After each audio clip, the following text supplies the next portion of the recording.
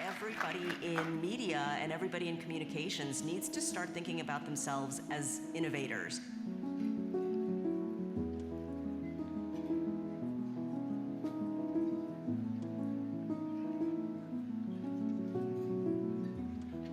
I'm constantly kind of pushing us to think about what's the next way that we can innovate in the area of journalism. Innovation is no longer just the purview of small, fast-growing companies. We are seeing some of the world's largest organizations really embrace scale as a tool for innovation. I grew up in a generation where the CEO of a publishing company was never even allowed on the floor with the journalists. The world is different.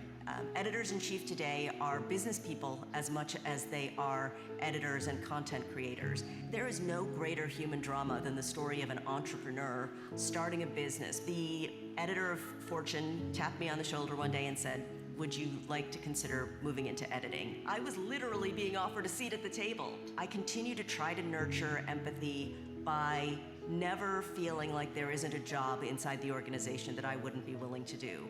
We need diverse voices, young voices more than ever.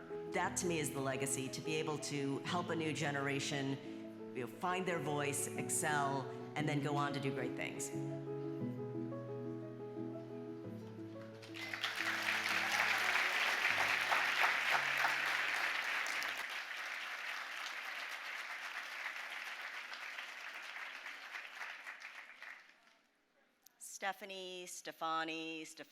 Stephanie. Martha, I think they just mixed up the order. It wasn't your fate to follow Gwen. I really do want to thank Martha so much for that introduction. Dusty talked about attending her first Matrix Awards. At my first Matrix Awards in 2004, Martha received a Matrix Award. And so it is truly humbling to be introduced by one of my role models and mentors.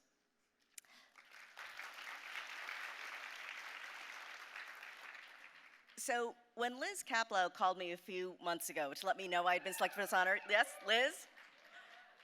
So the first thing Liz said to me was, "Congratulations." And then she said, "You really should start thinking about your speech." I was immediately filled with dread, not because I hate public speaking, but because I hate speaking about myself. So I did what journalists do. I did some research, revisiting past remarks from other Matrix Awards, and there were so many outstanding speeches. Gayle King, Jane Mayer, Maria Shriver, Janice Min, Doris Kearns Goodwin. In the end, I drew great inspiration from feminist icon Bowen Yang. That Bowen Yang.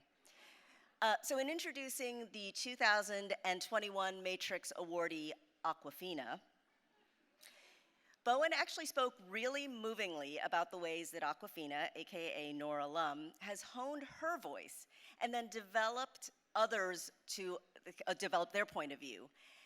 And when I look back on my own career, I realized that my best editors and mentors taught me the mechanics of narratives and the fundamentals of leadership, but they also encouraged me to harness my experiences and help me uniquely tell my own stories and leadership style. So in my case, being a woman, an Asian American, a child of immigrants, and a parent, and if I'm being honest, slightly conflict avoidant, all of that has translated into an inclusive approach to building culture. I want everyone to have a seat at the table, and I think that's what defines me as a communicator and as a leader.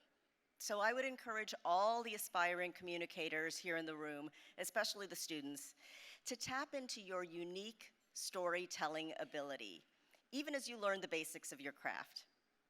To thine own self be true, and all of that. I want to thank my family. They are actually not here tonight. Early decision college applications are due in a few days. I see a few of you nodding with appreciation or sympathy. I also want to thank my Fast Company and Inc. family for supporting me. April, Brendan, Jen, Melissa, JD, Joe, Scott, Anne-Marie, thank you all for being here tonight, and thank you for supporting me as I've made the transition from editor to business leader. And thank you to New York Women in Communications for this awesome recognition, and congratulations to all of this year's honorees.